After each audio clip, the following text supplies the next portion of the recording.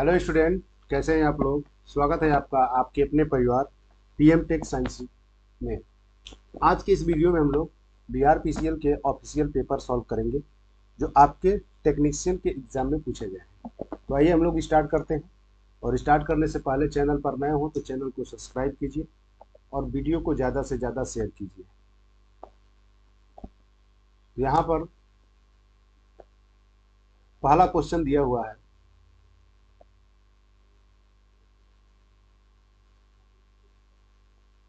पहला क्वेश्चन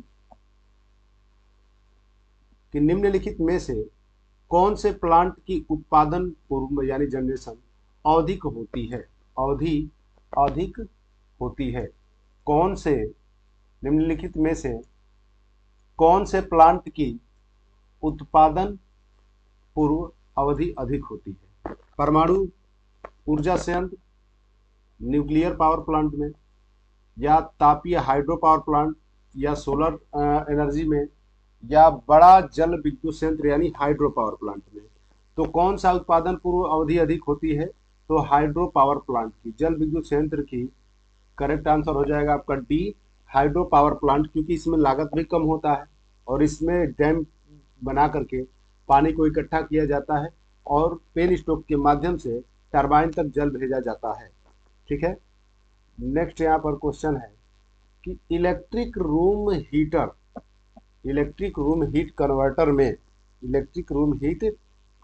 में निम्नलिखित में से कौन सा ऊर्जा रूपांतरण सिद्धांत है। कौन सा ऊर्जा रूपांतरण सिद्धांत है। Arc heating, induction heating, resistance heating, infrared heating. तो इसमें से कौन सा होगा। इलेक्ट्रिक रूम हीटर कन्वर्ट के लिए कौन सा ऊर्जा रूपांतरण ट्रांसफॉर्मेशन प्रिंसिपल है। तो यहाँ पर कौन सा होता है आपका रेजिस्टेंस हीटिंग। सी आपका करेक्ट आंसर हो जाएगा रेजिस्टेंस हीटिंग। Resistance heating.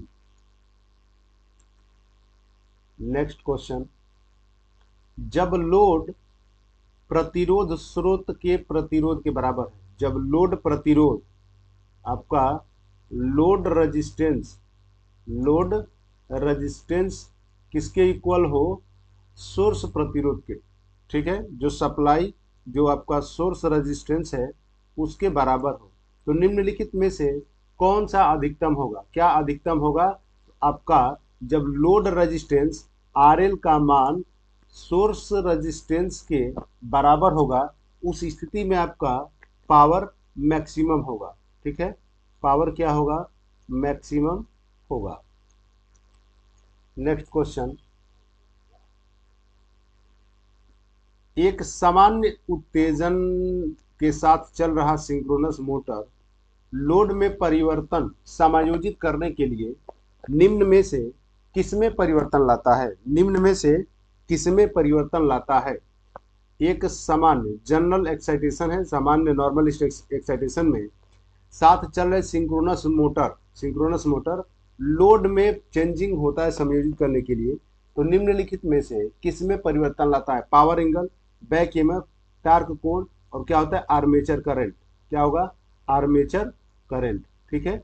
आइए आर्मेचर करंट, क्योंकि जैसे जैसे आपका लोड में चेंजिंग आएगा तो उसका करंट क्या होता है, परिवर्तन होता है। लोड बढ़ने पर करंट का मान बढ़ता है और लोड घटने पर करंट का मान क्या होता है, घटता है। नेक्स्ट क्वेश्चन है कि एक टू वे स्विचिंग कनेक्शन का इस्तेमाल आमतौर पर निम्नलिखित में से किस लिए किया जाता है। टू वे स्विच का उपयोग आमतौर में किसमें किया जाता है। तो आपका सीडी की वायरिंग में। ठीक है। सीडी की वायरिंग में टू वे स्विच का उपयोग किया जाता है। टू वे स्विच का उपयोग किया जाता है सीडी के वायरिंग में। ठीक है। आप जैसे आपका वन वे हो गया, one way switch, two way switch, intermediate switch, तो किसका उपयोग किया जाता है। ठीक है।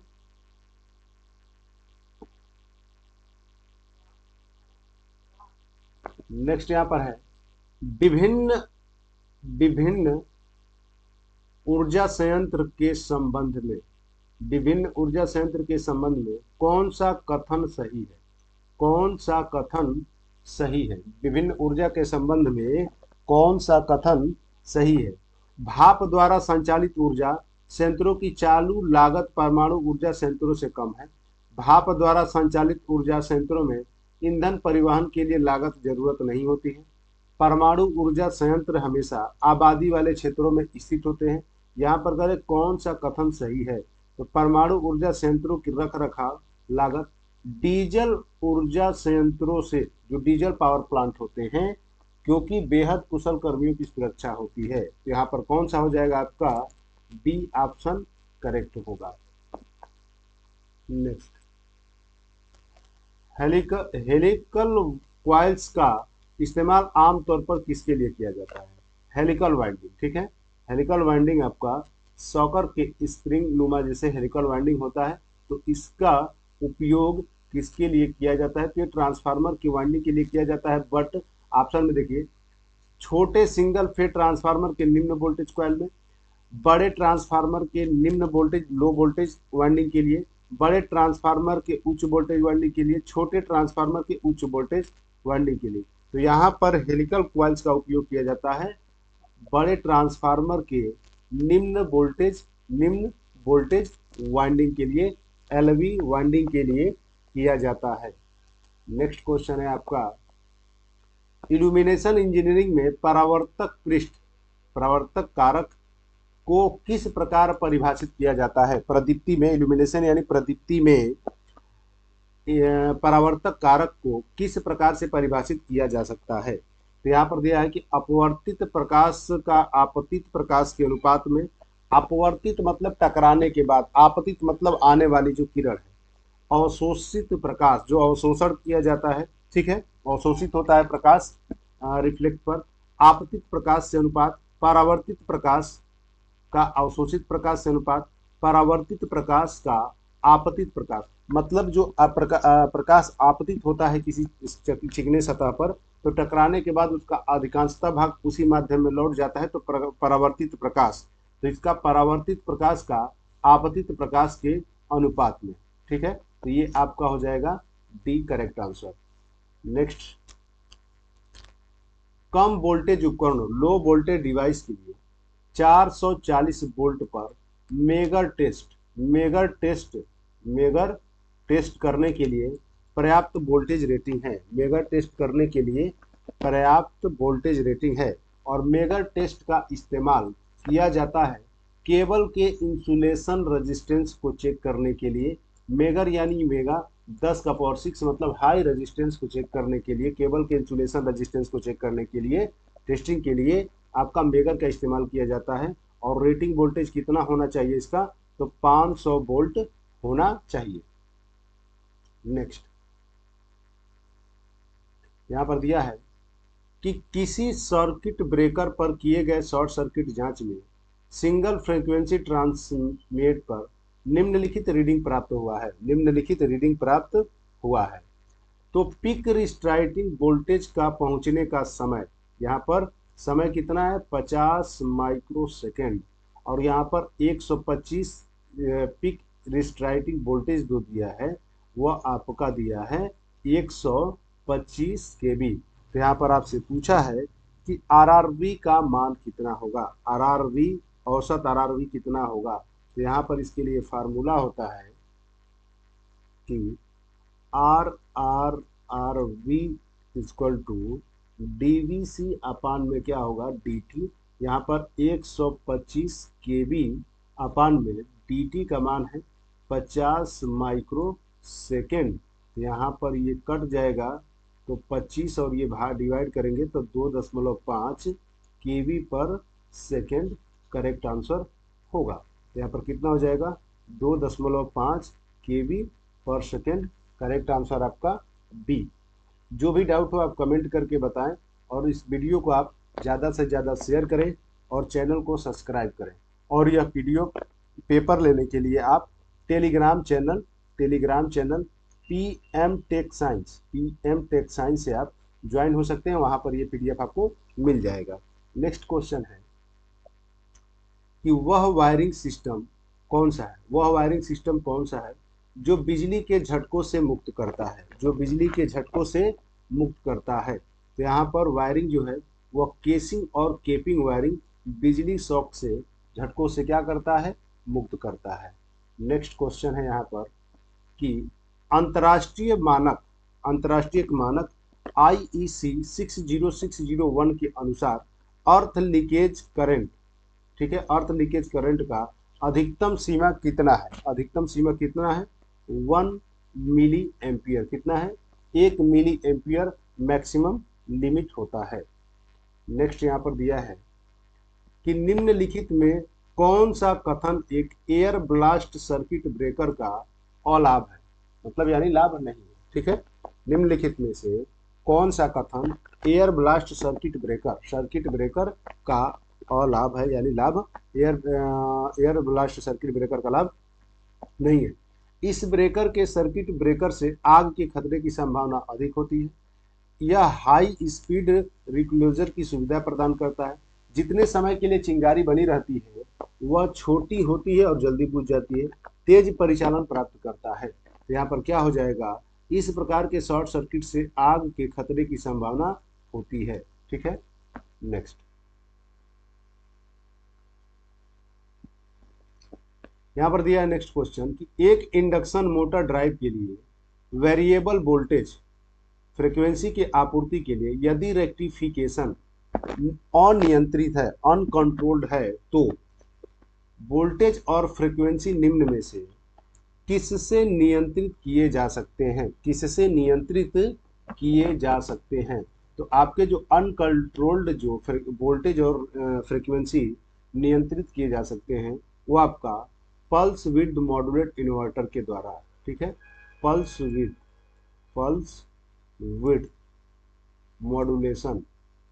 मॉड्यूलेटेड इन्वर्टर के द्वारा आप उसको कंट्रोल किया जा सकता है। नेक्स्ट क्वेश्चन, ओवरहेड कंडक्टर के कारण पोल्स के खिंचाव से बचाने के लिए प्रयुक्त विपरीत दिशा में किया जाने वाला वायर को क्या कहते हैं? जैसे यहाँ पर पोल लगा हुआ है, ठीक है, और इस पोल के सारे यहाँ पर मान लीजिए कि आपका कंडक्टर ये 3 फेज हो गया और एक न्यूट्रल हो गया। तो यहाँ पर देखे होंगे आप लोग कि एक वायर जुड़ा होता है, यहाँ पर ग्राउंड किया जाता है, ठीक है, वायर ग्राउंड किया जाता है। तो यहाँ पर इस वायर को क्या कहा जाता है? इस वायर को क्या कहा जाता है? तो इस वायर को कहा जाता है स्टे वायर। ये जिधर आपका कंडक्टर होगा, जिधर आपका फेज होगा, उसके विपरीत साइड में हमेशा ये लगाया जाता है, ठीक है, विपरीत साइड में हमेशा लगाया जाता है सपोर्ट के लिए, ताकि ये पोल जो है वो गिरे ना। तो यहाँ पर क्या है, स्टे वायर। और इसके यहाँ पर देखेंगे तो एक इंसुलेटर लगा होता है, यहाँ पर एक इंसुलेटर लगा होता है। इस इंसुलेटर का नाम क्या होता है? इंसुलेटर का नाम क्या होता है? कमेंट बॉक्स में कमेंट कीजिए और बताइए कि जो स्टे वायर में इंसुलेटर उपयोग किया जाता है उसका क्या नाम है। तो ये आपका क्या हो जाएगा, स्टे वायर। नेक्स्ट, मोटा इंसुलेशन पेपर आर्मेचर के प्रत्येक सिरे से आगे निकला होना चाहिए। मोटा इंसुलेशन पेपर आर्मेचर कोर के प्रत्येक सिरे से आगे निकला होना चाहिए। डीसी मशीन का क्वेश्चन है। यह लाइनर और वेट्स के बीच में प्रयुक्त किया जाता है। तो इसे क्या कहा जाता है? इसे क्या कहा जाता है? तो जो आर्मेचर कोर, यहाँ पर ये आपका हो गया आर्मेचर, और आर्मेचर में क्या होता है, वाइंडिंग होता है। और आर्मेचर के जो भी वाइंडिंग है आपके कम्यूटेटर के सेगमेंट में, कम्यूटेटर हार्ड ड्राउन कॉपर का बना होता है, और ये इसके सेगमेंट में माइका भरा जाता है, और जो भी कंडक्टर है उसके सेगमेंट से जुड़े होते हैं। तो यहाँ पर क्या होगा कि वेजेज के रूप में जो प्रयुक्त किया जाता है उसे क्या कहते हैं? तो उसे कहा जाता है पैकिंग स्ट्रिप कहा जाता है, ठीक है, पैकिंग स्ट्रिप कहा जाता है। नेक्स्ट क्वेश्चन, उच्च वोल्टेज के ट्रांसमिशन लाइन में निम्नलिखित में से क्या प्रयुक्त किया जाता है? उच्च वोल्टेज के ट्रांसमिशन में निम्नलिखित में से क्या प्रयुक्त किया जाता है?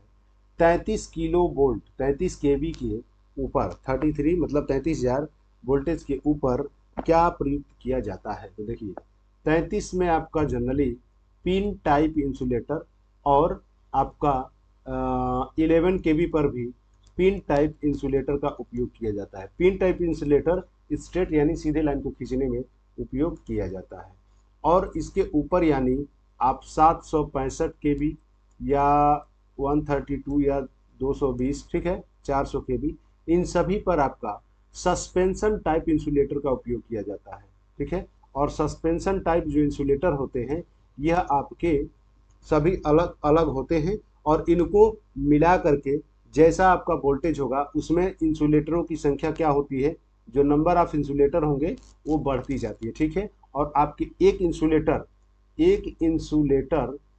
इंसुलेटर आपका 11 केवी वोल्टेज मेजर करता है। एक इंसुलेटर लगभग आपका 11 केवी वोल्टेज मेजर करता है। नेक्स्ट,